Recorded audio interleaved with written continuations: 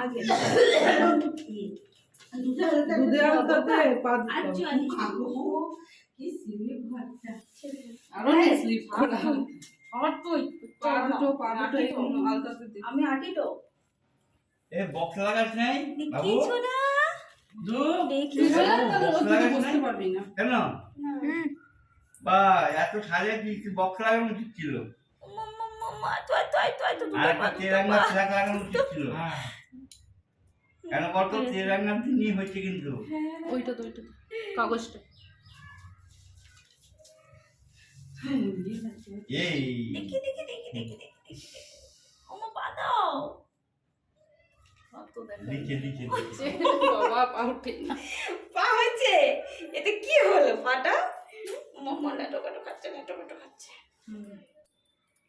হচ্ছে পাটা আমাকে নখ ছুতে হবে নাকি?